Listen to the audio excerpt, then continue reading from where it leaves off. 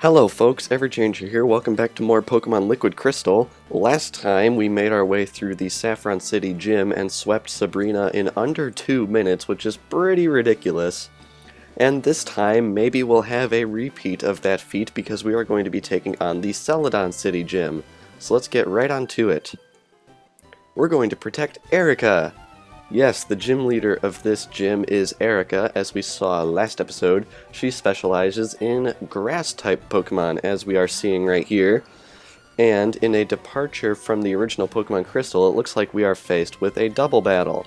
And man oh man are these guys going to get wrecked, because both of my Pokemon are rocking Fire-type moves. So let's see here. One shot on Victory Bell with a critical hit, very, very nice. Get our experience for that. Lantern gets experience as well from the experience share, and Flamethrower will presumably also be a one-shot because 90 power plus stab. Oh wow, it actually survived. That is quite impressive. I guess Vileplume is one of the more bulky grass types.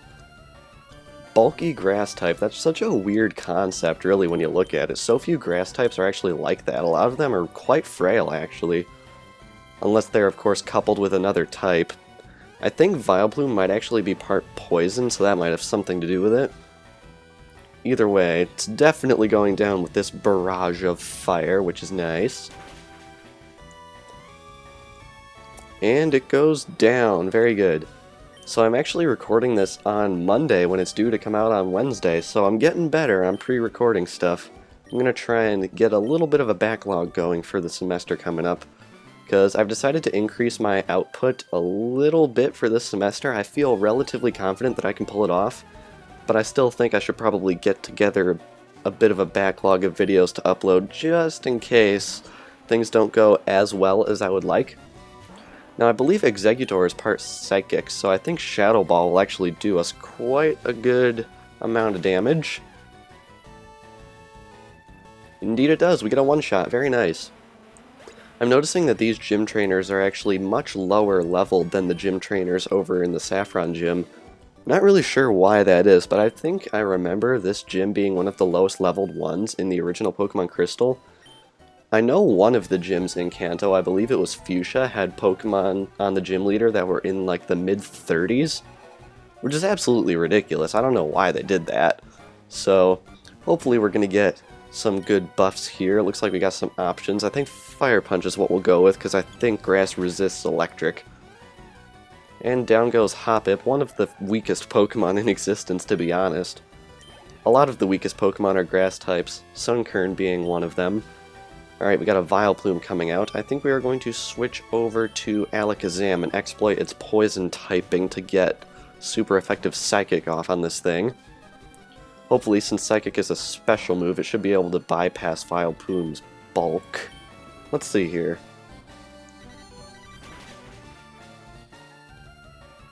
Very nice. One shot. Very cool. Now, I'm sure some people are going to be like, wait a minute, this is Generation 3. The physical special is determined by what type the Pokemon is. But actually, no. This game actually utilizes the Generation 4 physical special split, so if anyone were to go into the status screen in this game, they would see the physical special status symbols that they started using in Diamond and Pearl on the attacks, which is really, really cool. I wish more hacks would do this, because honestly, the post-Diamond and Pearl system for this kind of thing was so much better. Just so much better. Alright, beaten. We're getting close to the end here. Looks like we only got one trainer left. Were you looking at those flowers, or at me? The flowers? I don't know. UD Julio wants to battle, sends out Paris, which is probably one of the weakest bug types out there. I'm actually not sure if Paris is part grass type. I don't think it is. I could be wrong, but I don't think it is. It's interesting because that trainer we just fought used an exclusively poison type in Arbok, so it looks like we're having some interesting departures from the gym alliances here. And here we've got Exeggcute coming out. Interesting fun fact about Exeggcute, I believe I read somewhere that its evolution is actually weaker I've never actually double-checked that to make sure it's accurate, but I've heard it so much everywhere, and it's such an easy thing to check, I see no reason to refute it or believe it's not true. Gets off a sleep powder right there, which is unfortunate.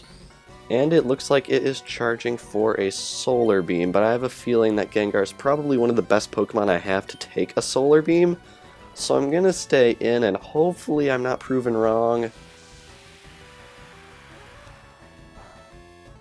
Yeah, that didn't do a dang thing. Alright, can we wake up? Yes. Awesome.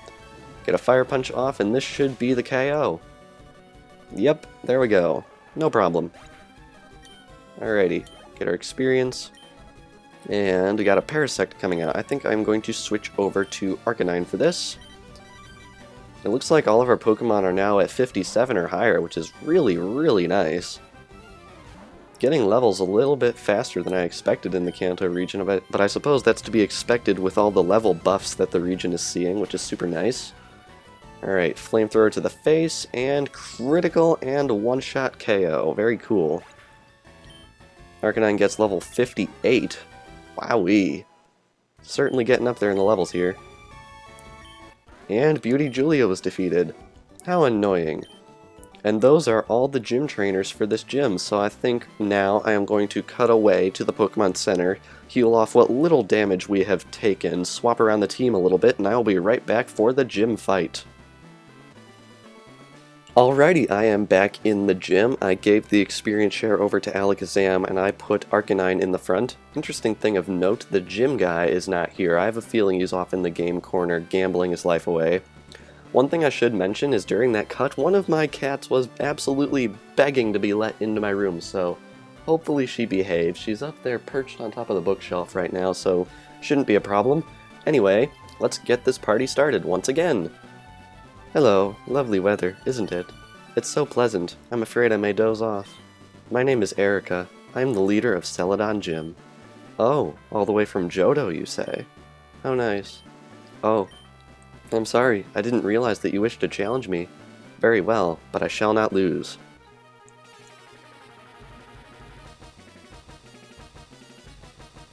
Leader Erica wants to battle.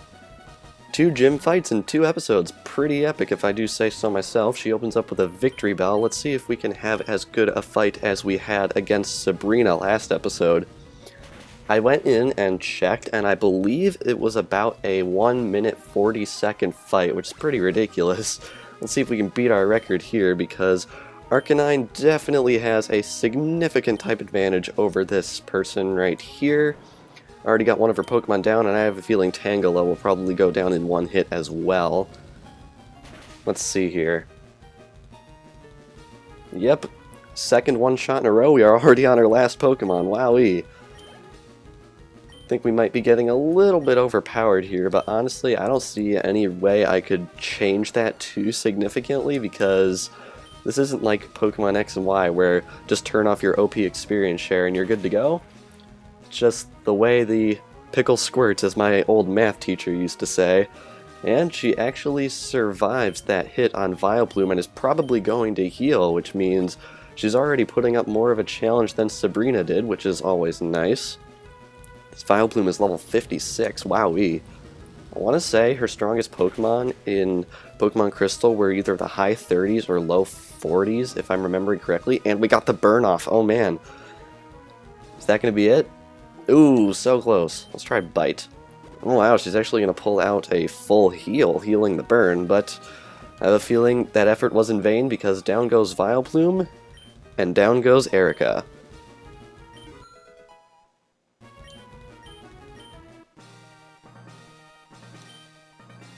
Oh, I concede defeat. You are remarkably strong. I shall give you Rainbow Badge.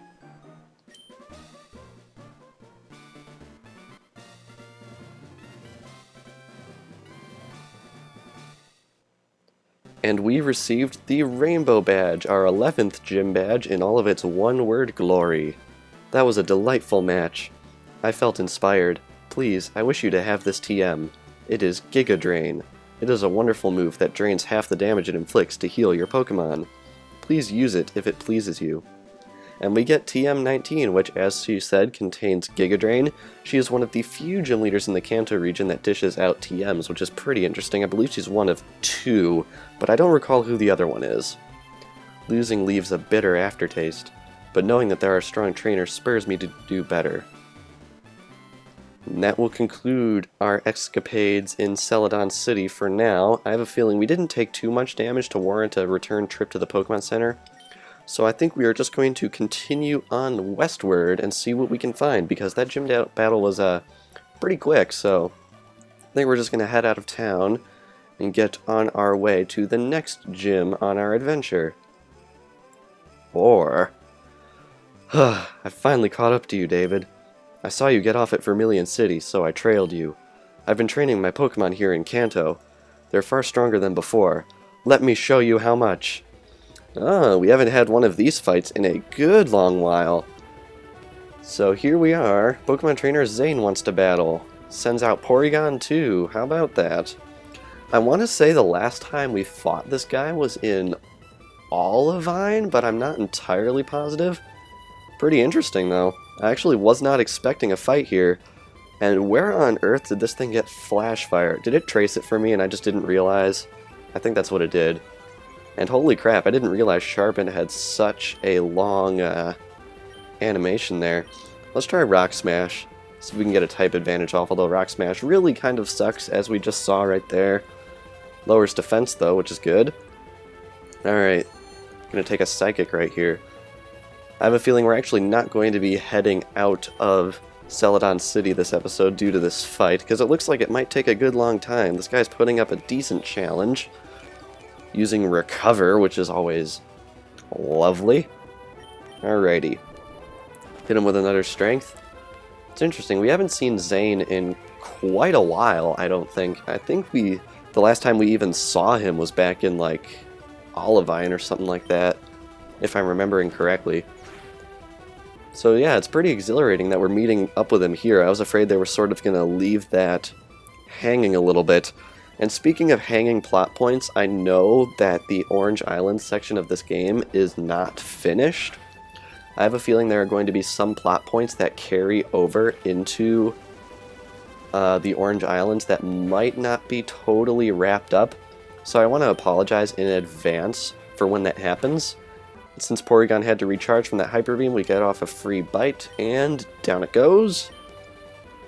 And we got a Lapras coming out. I have a feeling we're definitely going to want to switch for that. I think we're going to switch over to Alakazam. See what we can do. It's funny, you really don't think of Lapras being such a huge Pokemon, but in some of the recent games like X and Y and Omega Ruby and Alpha Sapphire, when a Lapras comes out, it makes you realize, holy crap, this thing is really, really bulky. It's quite surprising, actually. We get off a critical hit with the Thunder Punch right there, which means a follow-up Thunder Punch probably wouldn't KO. So I think we want to take advantage of our special attack and blast it with a Psychic and see what that'll do. Yep, down goes Lapras. Very nice.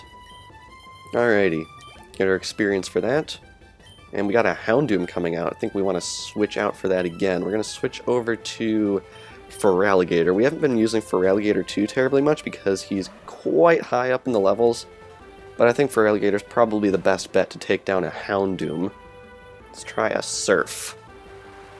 I fully expect this to one-shot, but I've been surprised before. Nope, there we go. One-shot. Not even a critical. Very good. Very, very good. Alrighty. Got a Victory Bell coming out next. We're going to be switching out again. I like the dynamic switching we're doing. That's one thing that I never really got to experience as a kid. When I was a kid, I would just train up my starter until like level 80 something, and then just take down the Elite Four with just my starter. So I never got the satisfaction of swapping in between all of my Pokemon to take advantage of all of the weaknesses my enemy had. So it's quite satisfying to do that now, because it's fun hearing the enemy saying, I'm going to send out Victory Bell, and just whip out your Arcanine and just blast it with a flamethrower. So yeah, very, very nice stuff, but we got an Umbreon coming out, and I believe the only thing we have that's super effective on it is Gengar's Rock Smash, which isn't too terribly good. So I think I'm going to try sending out Pidgeot and see what we can do, because Pidgeot really hasn't seen too terribly much action recently. And in hindsight, now that I think about it, I probably should have used Pidgeot in the gym battle that we just had, because it also has super effective moves. So I feel kind of bad now that I'm realizing this, that Pidgeot kind of got the shaft in that gym fight we just had. So might as well use it here. Although its damage output is still rather disappointing, and we got a Wish coming out, which is quite bad. So I think I'm just going to try a Quick Attack. I have a feeling it's going to be getting that Wish this turn, and it's going to be healing, and it gets off a Toxic, which is very bad, because Toxic's damage compounds every turn that it is inflicted. I believe it inflicts 1/16 the first turn, 2/16 or 1/8 the second turn, and then 3/16 the third turn, and so on and so forth, I believe is how it works. So yeah, I think we have 1 plus 2 is 3, plus 3 is 6, plus 4 is 10, plus 5 is 15. Got about 5 or 6 turns before it's going to knock us out. And that's discounting any damage he might inflict on us, and oh good, the Wish failed. Because he already had a Wish in effect, that's lovely. Didn't we have a problem with this Umbreon before spamming Wish? I'm pretty sure we did, now that I think about it. But I really want Pidgeot to get this KO, because it really hasn't been seeing too much action, and come on, are you kidding me? You know, I have a feeling that Poison is going to take us within another 1 or 2 turns, and we are not going to be able to take out that Umbreon in that time frame, so I think we are going to be switching over to Arcanine. Let's do it. Pidgeot can be switched out? What the crap? Must have cast a mean look when I wasn't looking. Well, looks like this thing's got me in a bind. Sorry, Pidgeot, it looks like you're not going to be getting any experience today. And then the Wish comes out, and the thing's going to be back up at full health. What is this crap? I'm pretty darn sure that this Umbreon is exactly what gave us a lot of trouble last time. Can we at least get off a Quick Attack or something? Some chip damage? Oh my gosh, he's casting another Wish. Guess Umbreon really is the best staller there is for the moment. Pidgeot goes down, which is unfortunate, and now I think I'm going to actually switch over to Feraligatr, because I think Feraligatr can dish out our most powerful attack on the team in the form of its Surf, and this thing really needs to go down, because it won't stop stalling. Oh man. And now we're mean-looked, but it looks like we might be able to take it out if it manages to fail getting off that Wish. I'm not sure if Wish can actually fail if there isn't a Wish already in effect, so we're just going to have to see. This thing is definitely a prime staller on Zane's team. I think it's his last Pokemon, actually, so yeah, looks like he wants to drag this fight out as long as possible, just sort of starve us, and it's definitely doing that with its Mean Look Toxic combo, and I have to say, I'm pretty impressed with that. Plus it has Protect. So it's got Mean Look, Toxic, Protect, and Wish. That's pretty darn good moveset for stalling. It actually can't deal out any direct damage. All it is built for is, holy crap, Hyper Potion, what? Even how? Ugh.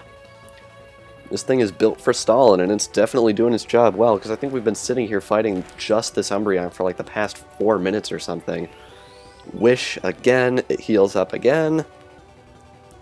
Man, this Umbreon is evil. I have to wonder if any of these movesets that Zane is using are, like, banned or something, because it's quite effective. Alright. Another Wish coming out. Oh my goodness. This is actually really, really, really rough. Oh my gosh. Come on. If we actually lose to this thing, I will be astounded. I don't think that'll happen. Oh, critical! Ah, oh, got a break there. Holy cow. Alright, get our well-deserved experience from that. Alakazam gets level 59, which is nice. And Pokemon Trainer Zane was defeated. How can this happen? You got me again! Even training my Pokemon in Kanto doesn't help. You've Sorry, had a stroke. You have humiliated me for the last time, David. I'm becoming more evil towards you and the rest of the world. Just wait and see what happens next. Perhaps are we creating a villain? I'm going to head back to the Pokemon Center real quick and heal up, and there is actually a scientist guy in here. I'm not actually sure if he's important, but I think we might as well talk to the people in here because they're stationed in rather conspicuous spots. So I might as well talk to them and see what they have to say. So, thank you for waiting. We restored your Pokemon. Yes, very nice. And what do you have to say? Oh, it's Eugene! Hi, I'm back visiting my hometown. It's been quite a while.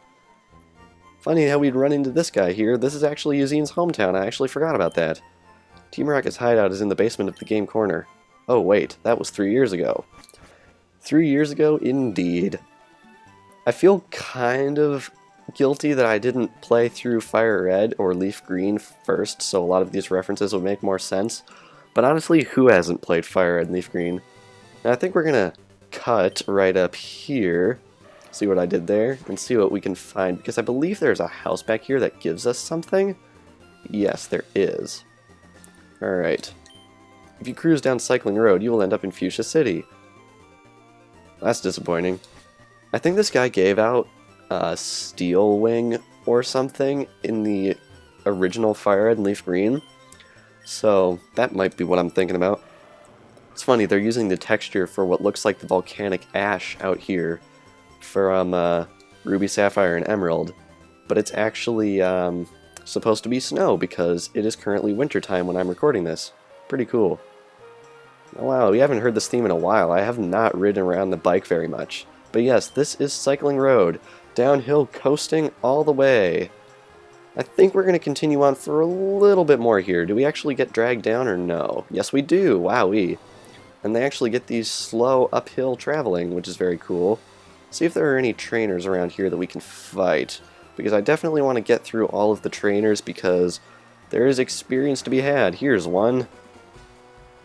Hey, you're from Johto, huh? We're probably going to do like 1 or 2 fights on the Cycling Road, and then we're going to end things off here. Looks like this guy won't be too much trouble to take down. Out comes our Arcanine, and hopefully we'll be able to bring this thing down in one well-placed shot. Arcanine's almost a level 59 already. Pretty much everyone that we use in a given episode gains like 1 or 2 levels per, which is pretty nice. Oh dear, Destiny Bond. Now, I think if I don't knock it out this turn, Destiny Bond is going to wear off, I think. I've never been totally positive on how Destiny Bond works, but I think if there's a KO in the next turn, it will go down. So now that it's using Destiny Bond on us, I'm probably getting this move all wrong, and if I am, I apologize. But now that it's using Destiny Bond on us, I think I'm going to switch over to Alakazam and get off a Psybeam on it, and hopefully it won't use Destiny Bond. It does. Dang it. So we're kind of out of options here. I have a feeling it's just going to keep using Destiny Bond. You know what? Screw it. I'm just going to use Psybeam. I'm sorry, Alakazam, but you're the highest level member of our team outside of Feraligatr, so you can afford to take the hit. There it goes. This is the reason why Wobbuffet is banned. But of course it means Arcanine gets a lot of experience, so it gets level 59. Very good.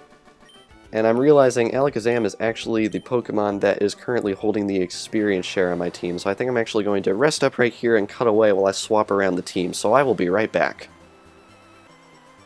Alrighty, I am back. I gave the experience share over to Gengar, so hopefully that'll be a good decision going forward. Gonna see if we can find any more trainers. Here's one. This is probably gonna be the last one that we fight this episode. Hey, want to have a speed battle? Sure, why not? Arcanine is known for its speed, so let's get right on here. Brings out 3 Pokemon, wowee. Alright, Coughing, level 54. Shouldn't be too terribly hard. Coughing isn't really the strongest Pokemon in the grass. Well, so let's see if Flamethrower here will bring it down in one shot, and then after this fight we're going to be ending things off. Get a well-placed critical hit and a one-shot. Unknown if one directly led to the other. Got a Weezing coming out here. Kinda wish I had kept Alakazam alive now that I'm thinking about it, because honestly, bikers commonly use poison-type Pokemon, and Psychic is what you want to use against poison Pokemon. But that ship has sailed, so I think we're going to be continuing with our flamethrower here. We get a second critical in a row, which is pretty impressive. I'm hoping he doesn't heal. He might be on the threshold where he will. I'm not positive. Come on. Okay, good. Doesn't heal, and we should get the KO right here. Very good. Alrighty. Very good. Let's see here. Got a Magmar coming out next. We're definitely going to want to switch for that. We're going to switch over to Feraligatr. And out comes Magmar. Any bets on how long this thing is going to survive? Probably not very long. Surf.